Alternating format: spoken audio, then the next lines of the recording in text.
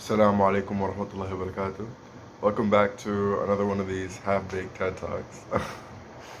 Today we're discussing something called the MSP guide, which I wrote myself.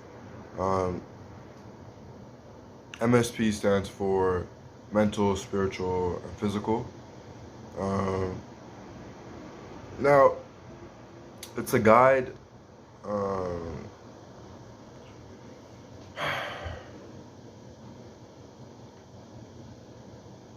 it's a guide about the importance of taking care of all three equally. It's a guide that highlights um, the fact that you can't only focus on one of the aspects of MSP. You can't only focus on your mental and trying to get smarter. You can't only focus on your spiritual journey and only focus, if you're Muslim, only focus on reading the Quran and only focus on praying and like that. And physically, you can't only focus on your physical life. Uh, and that has more aspects to it than just hitting the gym. That could be chasing money. I mean, that's monetary gain physically. But in your own category of MSP, when it's applicable to you physically, trying to get built or physically losing weight or whatever, you can't focus on one of these three without paying attention to the other two. So there's an importance in the balances between them, and I thought it was important to highlight that. So I ended up writing this MSP guide, and then this has been a thought in my mind. This is not a new concept to me, but it's new to see other people applying MSP or people saying that MSP is also interconnected. To me, it makes common sense. I thought it was a conclusion that you could just reach if you thought well enough. But apparently it's also an Islamic thought as well. And I found that out after I wrote this. So knowing that, I want to go back and do more research and look it up and give you a full-fledged MSP guide, not only from what I've surmised, but also like an Islamic holistic approach to MSP. But I decided that while that would be effective, I wanted to share what I personally believe, what I personally discovered, and get that out to the world first. And then possibly we could do like a compare and contrast between those two ideologies, being my own and maybe an Islamic holistic approach to the MSP. So I'm going to read the guide first, and then we'll discuss it. The guide, it's not written in the most legible manner. It's not very comprehensible, but I will read it, and as we read it, we'll try and discuss and go through what it is. MSP is slightly mentioned in the 100 premarital questions video, and I do believe I only read the introduction. So I'm going to reread the introduction now for those who haven't seen that, but then I'll read the actual document. Getting my life together, again, seems to always start off in the same way every time. I chase, fall, and crash. Not what I wanted to write, but it's what came out, so I know it's true. I mean, my journey to self-improvement seems to always have some common factors that catapult me into an ongoing momentum of good nature and productivity. There are three categories in which we look to self-improve: mentally, spiritually, and physically. Focusing on only one and neglecting the others may become your downfall. Similarly, struggles in one category can be alleviated but not fully dismissed by reinforcing the others. In the realm of MSP, mental, spiritual, and physical, all are interconnected. And as you strengthen or improve one, it becomes easier to bridge the gap between the others. We aim to set a solid foundation in all of these aspects so we can become the best version of ourselves. I think I already slightly mentioned that topic right there. We're going to go on to the second paragraph. My constant life theme is one of finding myself in you. I think that this theme can be understood through any of the three planes of MSP. There are countless new levels to reach in all these planes. In the world that we live in, there are plenty of different paths to go down. I would use the analogy of a plant's roots. They all start off / lead to the same beginning, at the base of the plant. But there are many different routes to take, and each becomes a valid trajectory. Sometimes the plant may realize that there's no water down a specific route. Did it waste its time growing its root in that direction? Not at all.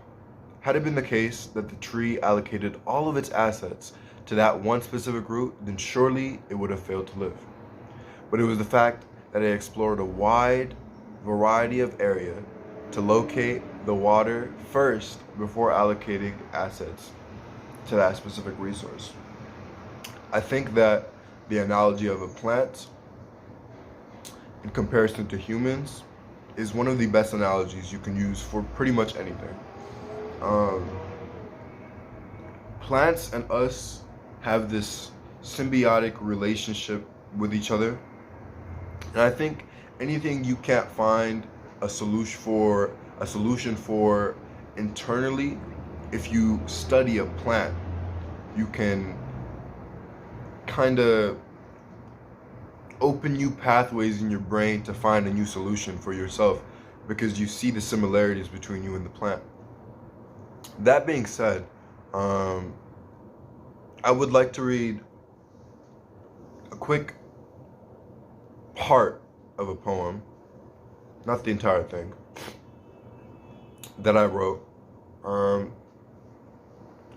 The poem is about friends.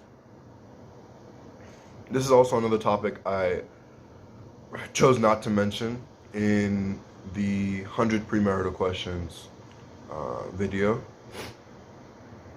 So I'm gonna quote this part here and then we can talk about it. My dearest friends, the trees, we're two sides of the same coin. We both love the sun dearly, and if I'm being honest, I don't think I can survive without them. It was hard to stay engaged at first, as they weren't as outwardly interesting as the moon or as outgoing as the sun. But I learned to be patient and mindful during the times we shared. They taught me how to use resources available at my disposal to create beautiful gifts of life. They taught me to improve the importance of trusting the process, the importance of providing for those in need, housing those within your capacity, providing shade when you can handle the heat, and being a standing pillar in the community that those around you can rely on. That's a tree for you, you know what I'm saying? But there's also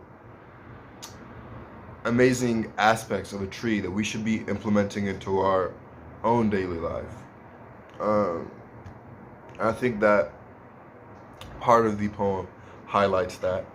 And I think going back to the MSP guide and the analogy of a root or a plant setting in its roots, the plant is looking to find water at first, right? Water, minerals, and resources, etc. inside the soil. So it's not gonna give all of its, in the beginning, it's not gonna give all of its efforts to one specific direction, right? It's not gonna say, okay, well, we're gonna go straight down, and that's what we're just gonna keep doing that. It's not gonna tell you I'm gonna just go right. It's going to try and spread and explore until it can find where that water is. And then afterwards, it can allocate more resources towards the area where there's water to expand and find the different routes within that area. But likewise, it hasn't fully given up on the other routes. It's spending a lot less time trying to find those different pathways to the water, but it's also making sure that, hey, maybe there is resources in water or something I could benefit from in this direction as well. Now, it's not doing that forever, obviously, right? But it's giving it a good try. It's giving it a good try. So, anyways, I think that analogy is very applicable to day-to-day life. And I think that if you didn't understand the concept of how to apply that to yourself and the things that you're indulging in, then I don't want to explain it. So, sorry. Reading off of the guide. Anyone who works out knows that working out breaks down muscles, and it's not the process of hitting the gym that makes your muscles grow. But counterintuitively, it's only after they've been torn through and worn down from the gym that the rest and recovery can allow them to grow back stronger. The law of the universe, maybe? Destruction begets creation. So, this is another, I think a lot of people know this. At least if you work out to any sort of degree. When your reps and sets, you're tearing down the muscles, and it's the breaking down of the muscles that allows them to grow back stronger. It's not I'm picking up this weight, yeah, my muscles are growing through this weight. It's not that. And I think that's applicable to our experiences and our day-to-day lives. And I think that's applicable to any of the aspects of MSP. I think mentally, when you break down, you can get back stronger. These things are muscles in a sense as well. I think that when you break down spiritually, you can get back stronger as well. And physically, obviously. There's limits, right? You don't want to break a bone. You don't want to break a bone. But even then, with the proper recovery, with the proper cast, with the proper medicine, with the proper nutritions, etc., you can survive and be able to walk on that leg again, or have that fracture fixed and healed, etc., etc., etc. So, reading from the guide again. With this new line of thinking, we become okay with being destroyed over and over again if it allows us to be built back up into a stronger and better version of ourselves. Then the question, in parentheses, is posed: what destroys you? I wrote down, and I don't know if I still agree with this. And I don't know if I would change it. And if I did change it, I don't know what I would change it into. But it says, the effort that highlights my own inability. What does that mean? It's almost like training until failure. The concept can be applied in any category of life. Well, I discussed that already. Hold on. Let's skip. Okay. Putting in the max effort and taking on new challenges and endeavors brings about the rediscovery of the human limit. Limits we believe we can't surpass. But the greatest thing about being human, you ask? We were created with the innate ability and desire to surpass our own limitations. I should read that again for you. the greatest thing about being human, you ask? We were created with the innate ability and desire to surpass our own limitations. The innate ability and desire to surpass our own limitations. You can do anything you want to. You can succeed in life. You can build that multi-million-dollar company. You can be #1 track athlete of the world. You can be the best chef in the world. You can choose to live a simple life. You can graduate. You can surpass your own limits. These things are our gift from God. We were created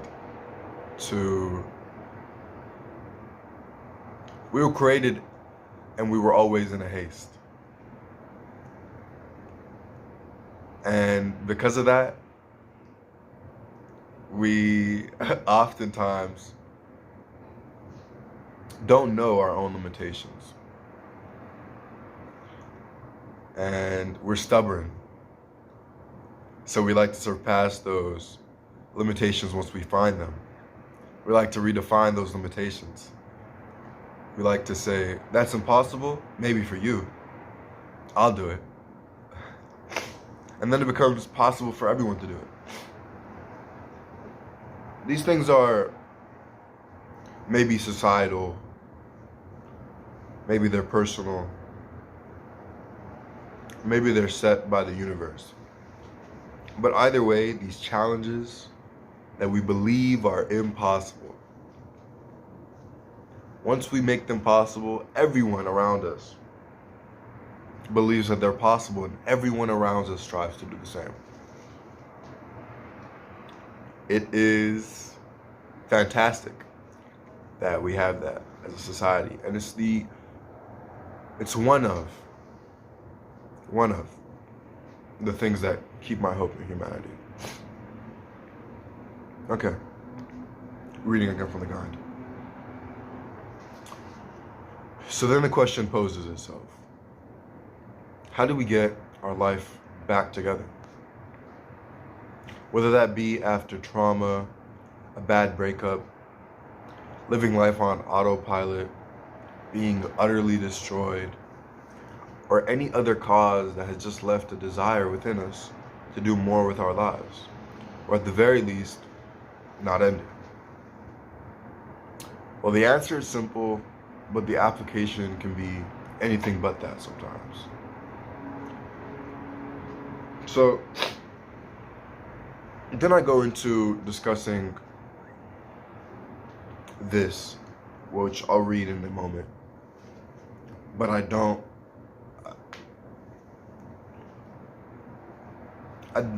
necessarily,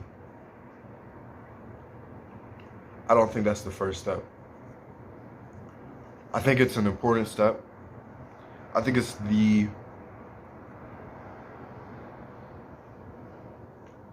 it's a step that is useful,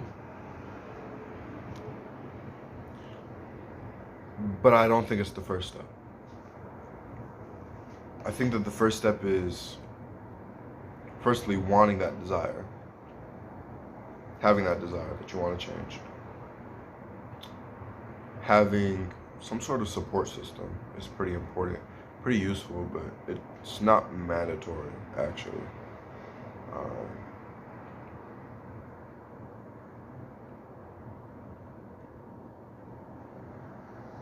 Recognizing your weaknesses, making sure you're not a victim of the Dunning-Kruger effect when it comes to this next step. Let's read it. Okay.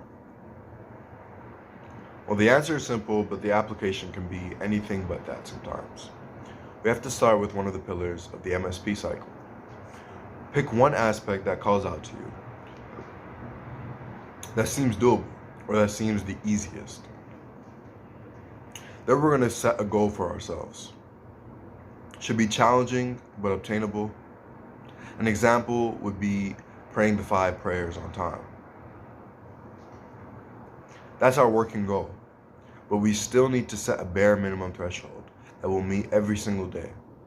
Leading off of this example, if we're struggling with our daily prayers, a daily minimum may look like praying at least once a day.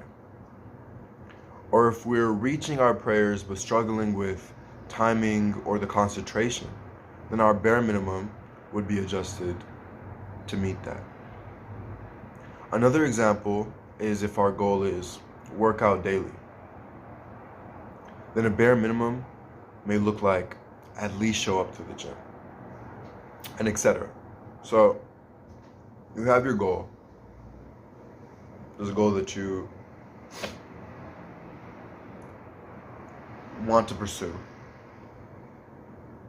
A goal that is realistically obtainable. It may be hard for you in your current situation, but it is realistically obtainable. And you look at that goal and you take the easiest aspect of fulfilling that goal and make that your bare minimum. The easiest aspect of working out daily is going to the gym daily. The easiest aspect of praying daily or praying 5 times daily, is praying 1 prayer daily. That may be even a stretch for some people. If you really struggling with it, I would suggest wudu. I would suggest at the very least, if you're struggling with your prayers, I'm not a imam, I'm not a sheikh, I'm not a mufti, I'm not a hafiz, I'm just some guy. I would suggest at the very least wudu. At the very least, like you don't even have the desire to pray anymore. May Allah guide us to the right path. You don't have the desire to pray anymore. Just make wudu. Try catching wudu 5 times a day. And inshallah, that will guide you down the right path. Obviously, if you're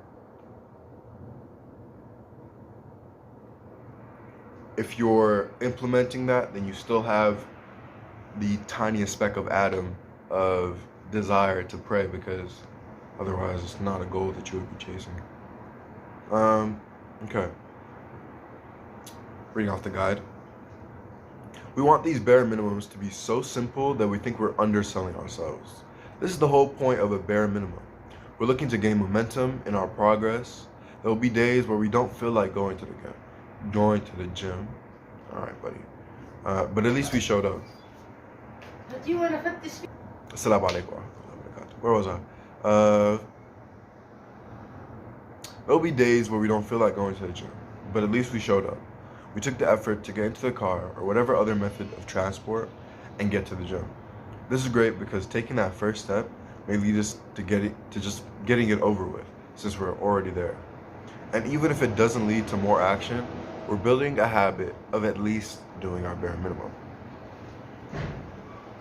This is helping you build momentum in the cycle. And it's going to help build that consistency that we're looking for. It's going to, eventually, your bare minimums are going to be so easy or be so doable that you find yourself doing more than your bare minimum as your bare minimum. You find yourself working out daily. You find yourself praying your 5 prayers daily. You find yourself ready to set higher goals and higher bare minimums for yourself. Because through that repeated motion, through that momentum that you've gained from just following the bare minimum at the very beginning, you're ready to take the next step forward. Through hardship comes ease, and through ease comes hardship. And I think that's, I think that first part, through hardship comes ease, is, I'm not a scholar, I'm not, so fact check this please, but I think it's a quote from the Quran, and I wish I had it memorized, I really do, so I could read it in Arabic, provide the translation, but that is the basic translation. Through hardship comes ease, and the opposite of that, if you just think logically, is through ease comes hardship. So, yeah. But you're ready to set these higher goals for yourself. Now your bare minimum is praying 5 times a day. Now your goal is whatever, but your bare minimum has become your previous goal because it's been so easy for you now. It's so obtainable for you now. It's so directly there for you. That was the MSP guide. And I think that the importance of connecting these three is really important. The importance of connecting these three is really important. No, whatever. The importance of connecting these three is sublime or often undermined by our daily activities or our daily life to life. I think that if you're chasing a goal in M, you should be supporting it with S&P. If you're chasing a goal with P, you should be supporting it with M&S. If you're chasing a goal with S, you should be supporting it with M&P. It's that reinforcement that allows you to move on to a better trajectory. There's times where I don't feel like making these videos. I don't feel like having intellectually jogging conversations. I don't feel like meditating or doing another spiritual activity. I don't feel this mental or spiritual pull in any direction. And mentally, I'm saying I'm tired. So what does that leave me with? It leaves me with physical work. And I learned that the best way to get over some sort of stagnant curve, when you've curved or you've peaked and now growth is stagnant, in at least mental and spiritual, is physical work. Physical work is fantastic. I still like this lighting. Hold up. Whoa. Anyways, but yeah, I think that if you, or me, I'll tell you my experience. When I feel this way, when I feel like I don't want to journal, I don't want to do anything mentally, I'm spiritually drained, or whatever the case may be, I get up and I go work out. And it rejuvenates and reboots these spiritual and mental energies because you've put in that physical work. Same thing, different branches of the MSP. This can be applied to anything. I mean, you feel stagnant in one of these, pursue its counterbalances, its others, etc. When you feel like, hey, like I've just been doing the same thing in my day-to-day life. Nothing's changing for me. You feel like you're stuck in this physical routine. You're getting up, you're going to work, whatever. Right? Then time to spice things up mentally. Time to have a good mental conversation. Time to stimulate your intellect. Time to spiritually breathe. Time to physically change what you're doing as well. Like you have this routine, you're just so tired, it's been giving you the same thing mentally every day. Physically, you're getting the same thing every day.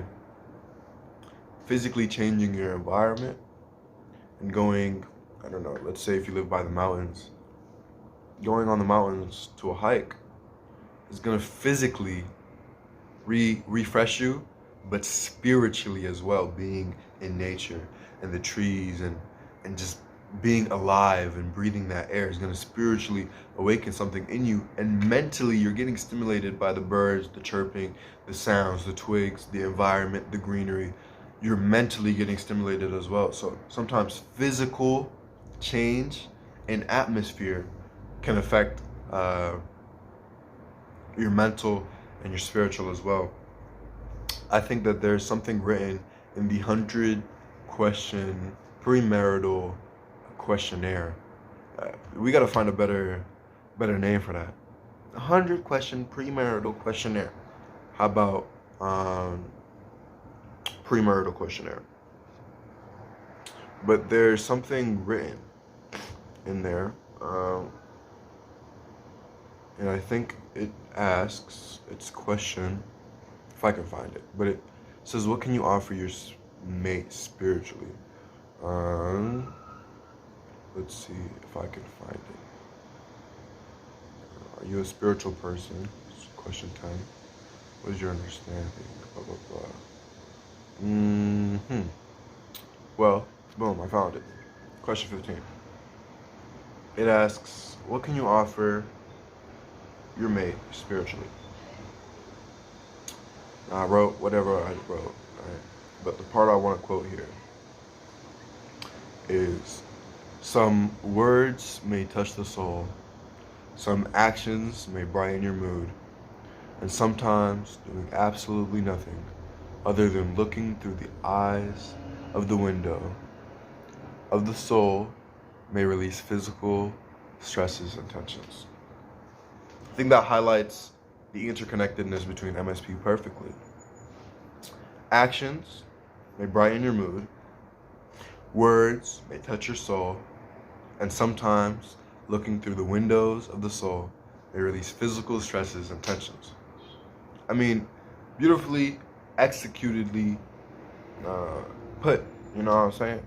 So yeah, that is MSP Guide, and I sit down.